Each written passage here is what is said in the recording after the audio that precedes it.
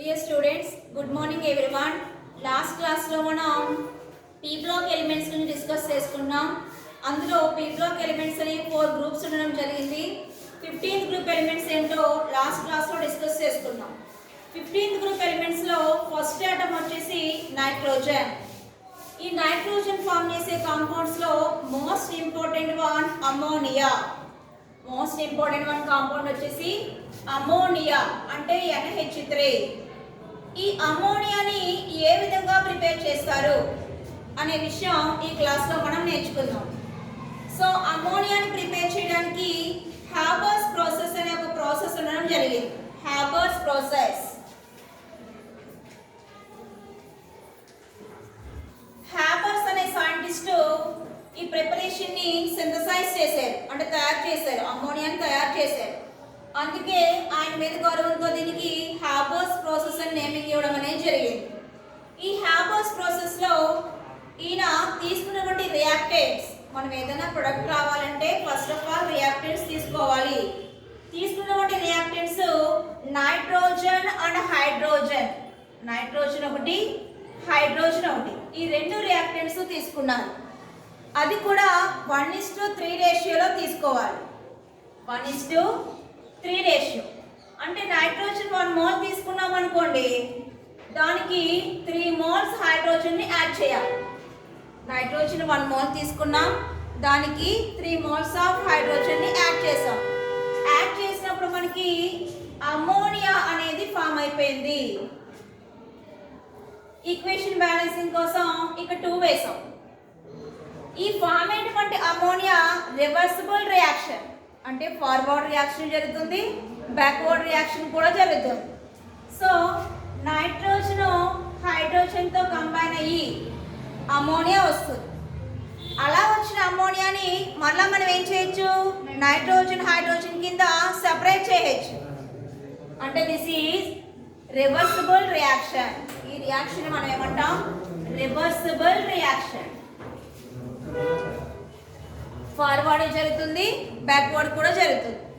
ఈ రియాక్షన్ జరిగినప్పుడు some amount of energy అక్కడ రిలీజ్ అయిపోయింది. అమోనియాతో పాటు కొంచెం ఎనర్జీ బయటకు వచ్చింది. ఆ బయటకు వచ్చే ఎనర్జీ -92.5 కిలో జౌల్స్. పర్వాలేదు, 92 వేసి పక్కన ఎంత వేసుకున్నా పర్లేదు. మనం ఇక్కడ ఎనర్జీ రిలీజ్ అయింది. So this is exothermic reaction. ఇది రివర్సిబుల్ రియాక్షన్, అలాగే ఎగ్జోథర్మిక్ రియాక్షన్. మనం అమోనియాని ఫామ్ చేసుకుంటున్నాం.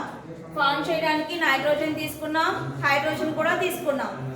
ఈ నైట్రోజన్ హైడ్రోజన్తో రియాక్ట్ అయింది. రియాక్ట్ అయ్యి అమోనియాని ఫామ్ చేసుకుంది. ఫామ్ అయినటువంటి అమోనియాతో పాటు కొంచెం ఎనర్జీ కూడా వచ్చింది. అక్కడ ఎనర్జీ రిలీజ్ అయింది కాబట్టి దీన్ని మనం ఎగ్జోథర్మిక్ రియాక్షన్ అన్నాం. కానీ ఫార్వర్డ్ రియాక్షన్ జరుగుతుంది, దీంట్లో బ్యాక్వర్డ్ కూడా జరుగుతుంది. అంటే రియాక్టెంట్స్ అనేవి ప్రొడక్ట్స్గా మారుతున్నాయి, ప్రొడక్ట్స్ మళ్ళా రియాక్టెంట్స్ కింద కన్వర్ట్ అయిపోతున్నాయి. బోత్ రియాక్షన్స్ జరుగుతున్నాయి కాబట్టి దీన్ని మనం రివర్సిబుల్ రియాక్షన్ అన్నాం. అమోనియా అయితే ఫామ్ అయింది కానీ దీని వాల్యూమ్ చూడండి. వాల్యూమ్ మనం 1:3 తీసుకున్నాం, అంటే 4 మోల్స్ అనేవి రియాక్ట్ అయినాయి. 1 మోల్ ఏమో నైట్రోజన్, 3 మోల్స్ ఏమో హైడ్రోజన్. టోటల్ చేస్తే ఎన్ని మోల్స్? 4 మోల్స్. 4 మోల్స్ అనేవి రిలీజ్ అయిపోతుంటే జస్ట్ మనకి 2 మోల్స్ ఆఫ్ అమోనియా మాత్రమే వచ్చిందమ్మా. తీసుకున్నది మనం 4 మోల్స్, కానీ ఎన్ని మోల్స్ అమోనియా ఫామ్ అయింది? 2 మోల్సే ఫామ్ అయింది. ఇక్కడ మనం అబ్జర్వ్ చేసినట్లయితే వాల్యూమ్ అనేది డిక్రీజ్ అయిపోతుంది. 4 కాస్త ఏమైపోయింది? 2 అయిపోయింది. అంటే వాల్యూమ్ అనేది డిక్రీజ్ అయిపోయింది. అందుకని ఈ రియాక్షన్ ఇలా జరగకుండా, అంటే స్లో అయిపోతుంది మనకి. ఈ రియాక్షన్ ఇలా జరగకుండా ఉండడానికి మనం కొన్ని కండిషన్స్ని ఇక్కడ అప్లై చేసుకుంటున్నాం. ఆ కండిషన్స్నే ఆప్టిమమ్ కండిషన్స్ అంటాం. ఎందుకంటే ఆప్టిమమ్ కండిషన్స్ని మనం ఇవ్వడానికి మెయిన్ రీజన్ ఏంటంటే ఫామ్ అయిన అమోనియా అనేది మనకి టైం ఎక్కువ పట్టేస్తుంది. ఆ అమోనియా ఫామ్ అవడానికి టైం ఎక్కువ పట్టేస్తుంది. లో అమౌంట్ ఆఫ్ ఫీల్డ్ కూడా వస్తుంది. 4 తీసుకుంటే జస్ట్ 2 వస్తుంది. ఆ అమౌంట్ని ఇంకా ఇంక్రీజ్ చేయాలి. మనం ఆ వచ్చే అమోనియాని ఇంకా ఇంక్రీజ్ చేయాలి. పైగా టైం కూడా ఏం చేయాలి, రెడ్యూస్ చేయాలి. టైంనేమో తగ్గించాలి, వచ్చే అమౌంట్నేమో పెంచాలి. అందుకని ఈ రియాక్షన్కి నేను కొన్ని కండిషన్స్ అప్లై చేశాను. ఆ కండిషన్స్ మనం ఆప్టిమమ్ కండిషన్స్ అంటాం.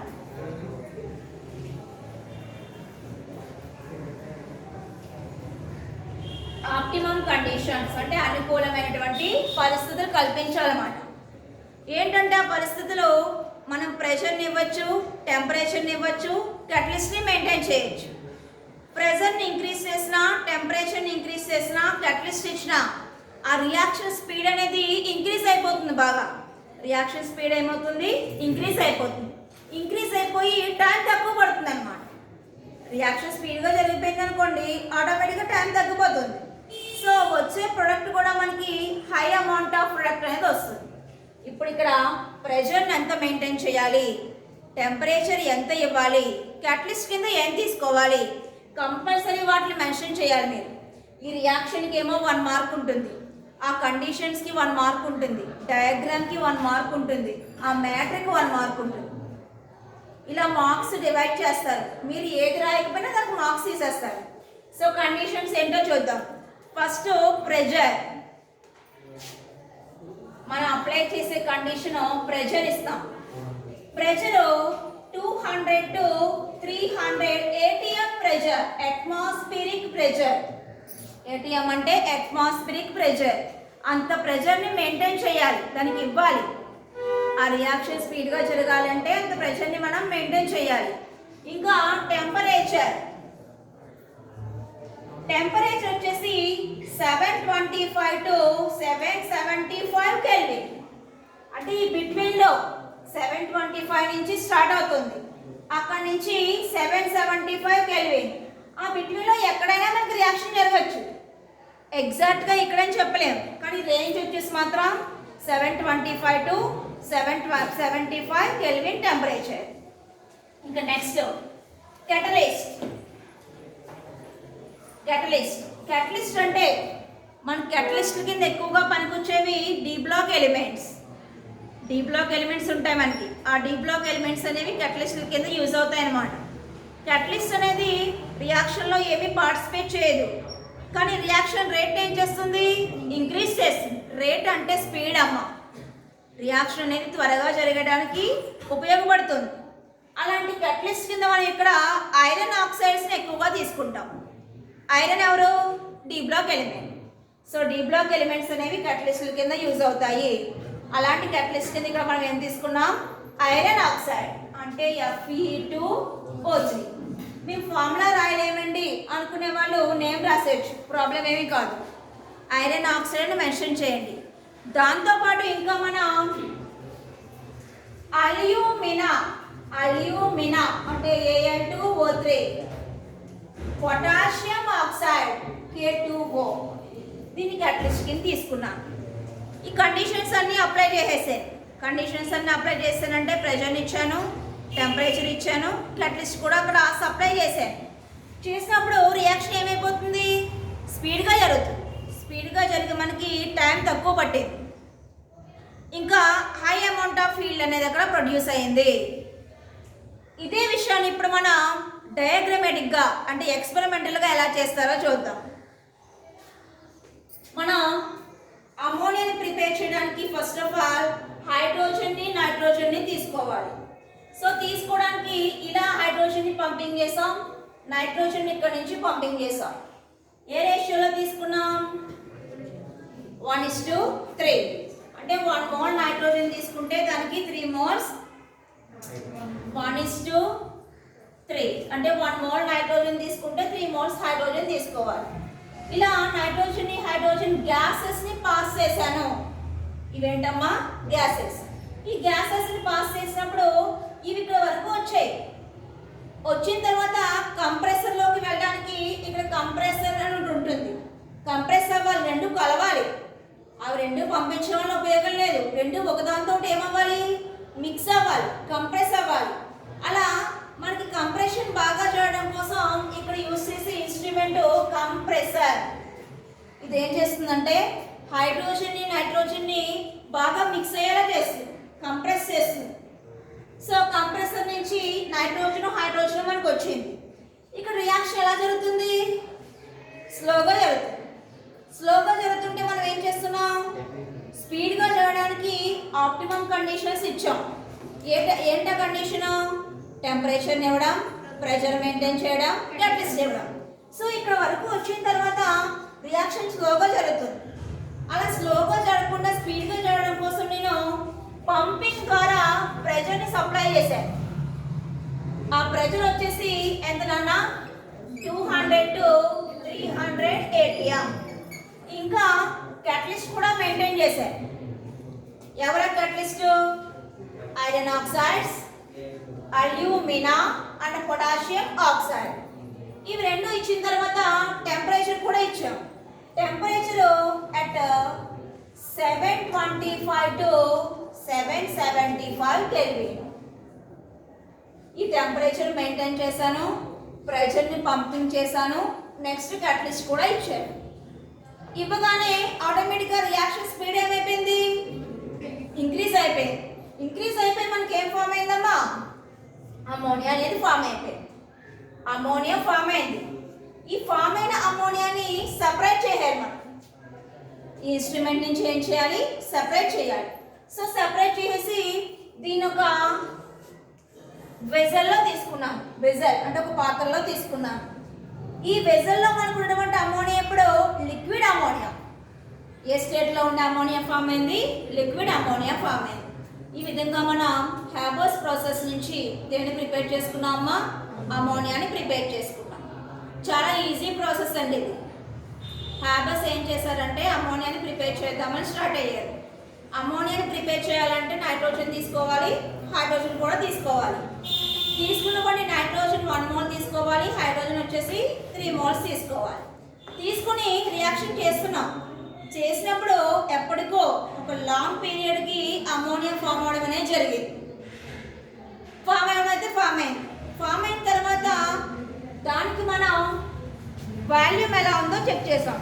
చెక్ చేస్తే 4 మోల్స్ నేను తీసుకుంటున్నాను, కానీ ఫామ్ అయ్యే అమోనియా ఎన్ని మోల్స్ వచ్చింది? 2 మోల్సే వచ్చింది. ఇంకా నెక్స్ట్ స్లోగా జరుగుతుంది, టైం ఎక్కువ పట్టేస్తుంది, బాగా వచ్చే అమోనియా కూడా తక్కువ వస్తుంది. ఇలా కాదని చెప్పి కొన్ని కండిషన్స్ అప్లై చేశాను. అప్లై చేస్తే రియాక్షన్ రేట్ అనేది ఇంక్రీజ్ అవ్వడం స్టార్ట్ అయింది. అదేంటంటే 200 to 300 atm pressure, next 775 kelvin temperature, catalyst ఇవ్వడం. ఈ కండిషన్స్ దగ్గర మనకి ఈజీగా అమోనియా అనేది ఫామ్ అయిపోయింది అనమాట. ఈ విధంగా హ్యాబర్స్ అనే సైంటిస్టు అమోనియాని ప్రిపేర్ చేశాడు. ఈ ammonia a type of chemical ప్రాపర్టీస్లో ఇన్వాల్వ్ అవుతుంది అనే విషయం అబ్జర్వ్ చేద్దాం. ఓకే,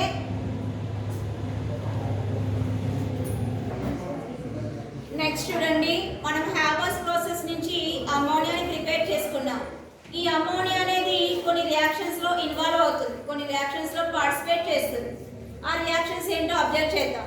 రియాక్షన్స్, ప్రాసెస్ రెండు కలిపి మిమ్మల్ని ఎస్ఏ అడుగుతారు.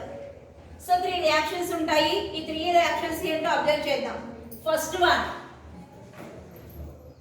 అమోనియా సొల్యూషన్ తీసుకోవాలి. మనం అమోనియాని ప్రిపేర్ చేసుకున్నాం కదా, ఆ అమోనియా సొల్యూషన్ తీసుకోవాలి. నేను అమోనియాని డైరెక్ట్గా తీసుకోకుండా దాన్ని సొల్యూషన్ కింద తీసుకున్నాను. ఇక్కడ తీసుకున్నటువంటి ammonia corresponding compound ammonium hydroxide. Ammonium hydroxide, ammonium hydroxide తీసుకోవాలి. అమోనియా ఫామ్ చేసే సొల్యూషన్ తీసుకుంటున్నాను నేను. సో అమోనియా ఫామ్ చేసే సొల్యూషన్కి ఎగ్జాంపుల్ అమోనియం హైడ్రాక్సైడ్. ఈ అమోనియం హైడ్రాక్సైడ్ని జింక్ సల్ఫేట్తో ట్రీట్ చేయాలి. This is zinc sulphate. ZnSO4 అంటే జింక్ సల్ఫేట్.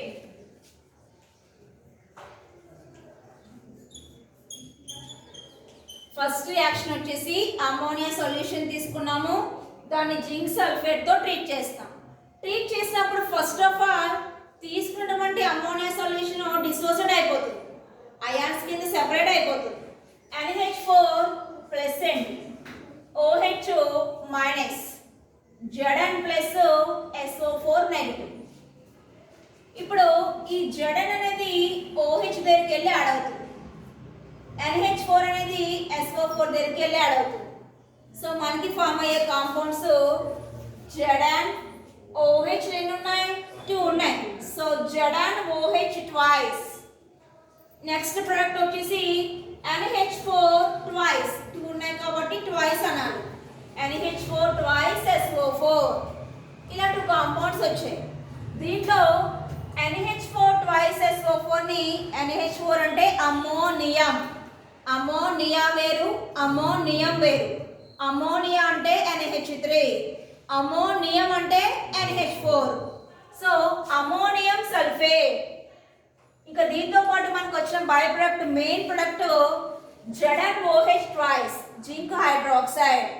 దీన్ని ఎలా మనం అబ్జర్వ్ చేయొచ్చు, అది జింక్ హైడ్రాక్సైడ్ ఎలా తెలుసుకోవచ్చో చూడండి. ఇది మనకి వైట్ కలర్ లో ఉండే ప్రెసిపిటేట్ ని ఫామ్ చేసింది. ఇది ఒక టెస్ట్ ట్యూబ్ అనుకుంటే కనుక ఈ టెస్ట్ ట్యూబ్ లో మనకు అడుగున వచ్చింది ఏంటమ్మా, జింక్ హైడ్రాక్సైడ్.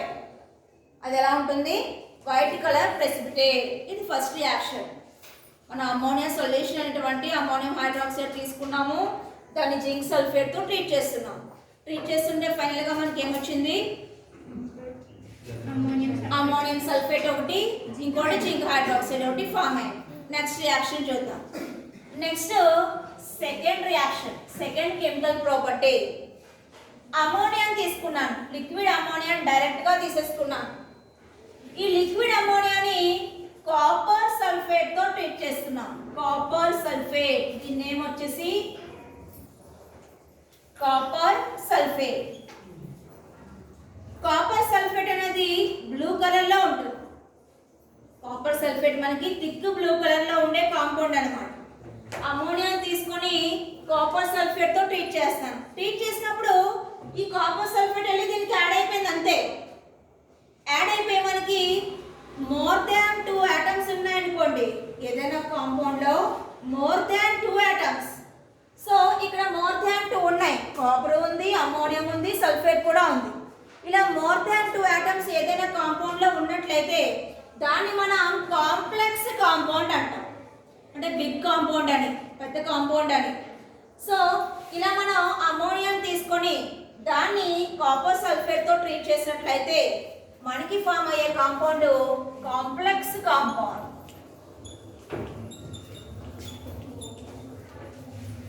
ఈ complex compound deep blue colour లో ఉంటుంది. డీప్ బ్లూ కలర్ లో ఉంటుంది. ఇది నెక్స్ట్ రియాక్షన్. నెక్స్ట్ రియాక్షన్ ఏం చేస్తాం, అమ్మోనియా తీసుకున్నాం, దాన్ని కాపర్ సల్ఫేట్ తో ట్రీట్ చేస్తాం. ట్రీట్ చేస్తే ఇది దీంతో రియాక్ట్ అయిపోయి ఒక కాంప్లెక్స్ కాంపౌండ్ కింద చేంజ్ అయిపోయింది. ఈ కాంప్లెక్స్ కాంపౌండ్ ఏ కలర్ లో ఉందమ్మా, deep blue, thick blue colour లో ఉంటుంది. Next third reaction. ఇక్కడ మనం అమ్మోనియా తీసుకున్నాం, ఇక్కడ ఆక్వా అన్నాను. ఆక్వా అంటే లిక్విడ్ అని అర్థం. ఎక్యూ అంటే ఆక్వా అనాలి, అంటే లిక్విడ్ అమ్మోనియా. ఇది కూడా ఆక్వా అంటే లిక్విడ్ అమ్మోనియా.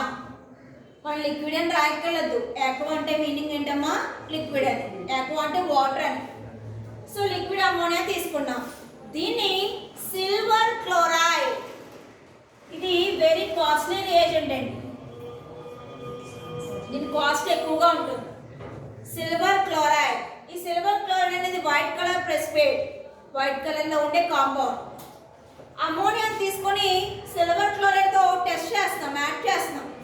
యాడ్ చేసినప్పుడు దీనికి లాగే కాపర్ సల్ఫేట్ లాగా ఇది ఏమవుతుంది, కాంప్లెక్స్ కాంపౌండ్ ని ఫామ్ చేసుకుంటుంది. ఇది వెళ్ళి దీంతో యాడ్ అయిపోయింది అంతే. సో యాడ్ అయిపోయి ఇక్కడ చూడండి, దీంట్లో 3 ఆటమ్స్ ఉంటాయి.